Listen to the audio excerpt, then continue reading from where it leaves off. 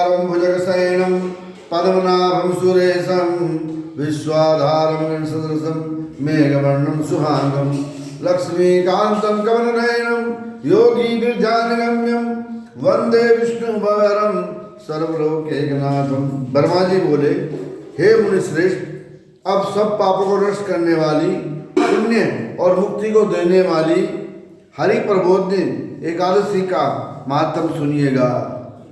कार्तिक मास की शुक्ल पक्ष की एकादशी माता बहनों, हरि प्रबोधनी एकादशी, देवोत्थान एकादशी, देवोत्थान एकादशी, ग्यास बहुत सारे नाम हैं इसके।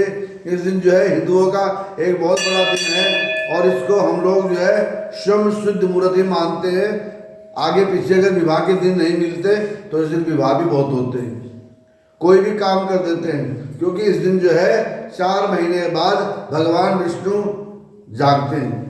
तो शुक्ल प्रबोधनी एकादशी का व्रत महत्व अश्वमेध के समान के बराबर होता है। नारद जी ने पूछा, हे पिताजी, ये संध्या को भोजन करने में, रात्रि में भोजन करने में, पूरे दिन उपवास करने में क्या क्या फल मिलता है, उसे आप जरा समझाइएगा। ब्रह्मा जी, संध्या भोजन करने में 1 जन्म के पाप, रात्रि में भोजन करने में 2 जन्मों के पाप।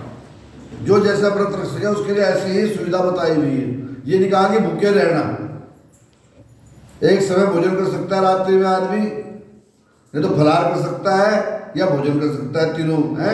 जो एक समय भोजन करता है उसके 1 जन्म के पाप, जो 2 समय भोजन करता है उसके 2 जन्मों के पाप, और जो द्वादशी पारायण करता है, एकादशी में व्रत रख के द्वादशी में खोलता है, सावित्री भगवान विष्णु के निमित्त सभी चीजें ब्राह्मण के घर में पहले दे के बाद में व्रत खोलता है, तो उसको जो है 7 जन्मों के पाप नष्ट हो जाते हैं क्षण मात्र में। अनेकों अनेक जन्म के बुरे कर्मों की पावनुसार इस प्रबोधनी एकादशी का व्रत करता है, उसे पूर्ण फल की प्राप्ति होती है। हे मुनीश्वर, जो मनुष्य, ध्यान दीजिएगा, सुनिएगा माता बहनों, कथा बहुत बड़ी है, जो श्रद्धा पूर्वक थोड़ा पुण्य भी कर देता है ना, उसको पुण्य पर्वत के समान अटल हो जाता है। जो मनुष्य हृदय के अंदर ही ऐसा ध्यान करते हैं कि हम हरि एकादशी का व्रत कर रहे हैं, उनके इस तरह संकल्प मात्र से 100 जन्मों के पाप नष्ट हो जाते हैं। जो मनुष्य प्रबोधनी एकादशी के दिन रात्रि को आने वाली 10,000 पीढ़ियां विष्णु लोक में जाकर वास करती हैं, सुख भोगते हैं, ब्रह्म हत्या आदि महान पापी भी प्रबोध जागरण करने का फल, अश्वमेध आदि के फल, अधिक समस्त तीर्थों प्रबोधनी एकादशी से रात्रि जागरण के बराबर के फल बराबर प्राप्त होता है। इस संसार में जितने भी तीर्थ है ना, जितने भी तीर्थों की आशा की जा सकती है, वो समस्त जो है हरि प्रबोधनी एकादशी से बड़े नहीं हैं।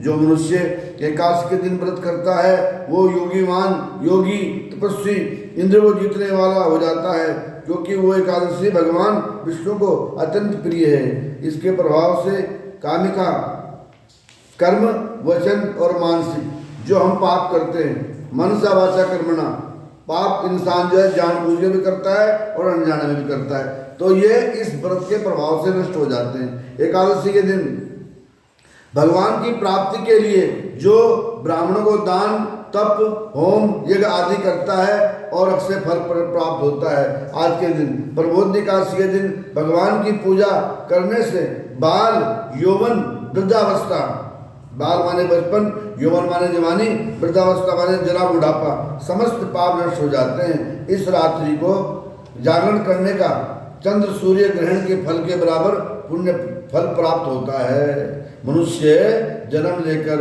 जो पुण्य करता है कि बड़े भाग मानुष तन पावा, सुर दुर्लभ सदग्रंथ निगावा, कि मनुष्य तन पाकर जिसने एकादशी का व्रत नहीं किया तो उसने क्या किया। एकादशी के व्रत के पुण्य के सामने सब व्यर्थ है। हे नारद जी, तुमको भी विधि पूर्वक विष्णु भगवान की पूजा करनी चाहिए।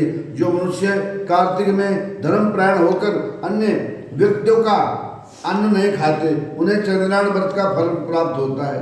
कार्तिक मास में भगवान दान आदि से इतने प्रसन्न नहीं होते जितना व्रत रखने से होते हैं और शास्त्रों की कथा सुनने से होते हैं।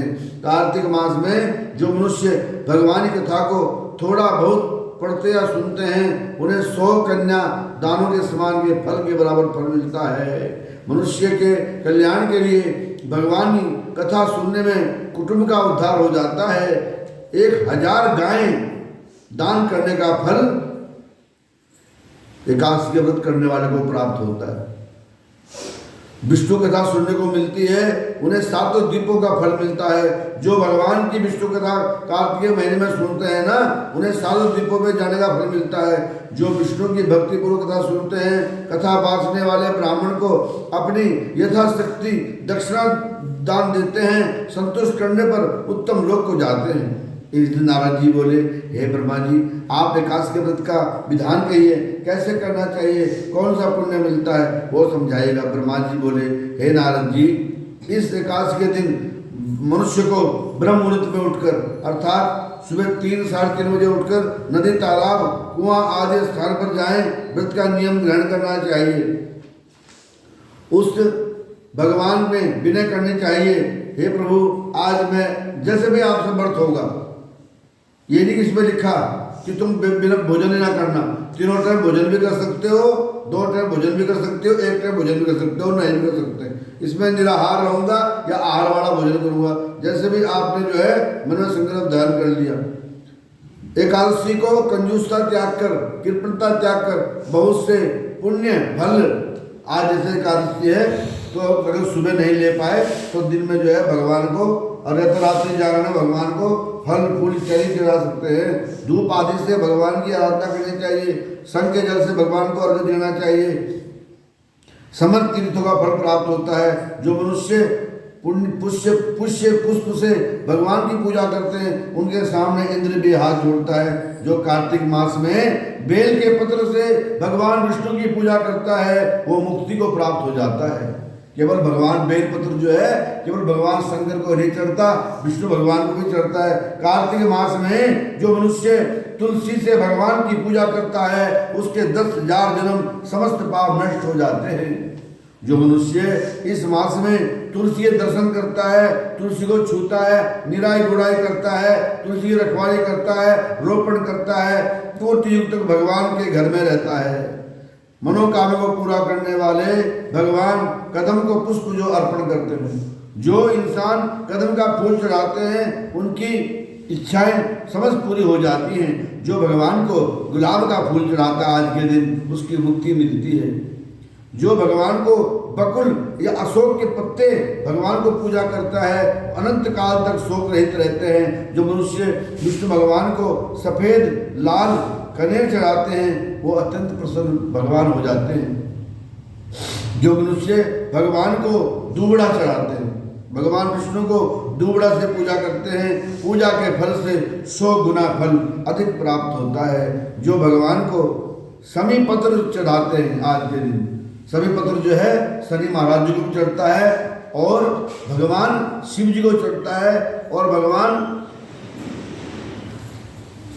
भयानक से भयानक यमराज के मार्ग में सरलता से पार कर लेते हैं। जो मनुष्य आज विष्णु भगवान को सभी पत्र चढ़ाते हैं, वो यम के मार्ग को सरलता से पार कर लेते हैं। जो मनुष्य चंपक फूल से भगवान विष्णु की पूजा करते हैं, आवागमन के चक्र से छूट जाते हैं। जो मनुष्य स्वर्ग का बना हुआ, स्वर्ण का बना हुआ केतकी का फूल भगवान विष्णु को चढ़ाते हैं, वो करोड़ों जन्म के पाप नष्ट हो जाते हैं। जो मनुष्य भगवान के पीले और स्वर्ण कमल के सुगंधित फूलों में पूजा करते हैं, सूर्य स्थान में मिलता है। इस प्रकार रात्रि में भगवान विष्णु की पूजा प्रातः काल शुद्ध जल की नदी में स्नान करना चाहिए, और स्नान करने के पश्चात भगवान विष्णु की पूजा करनी चाहिए।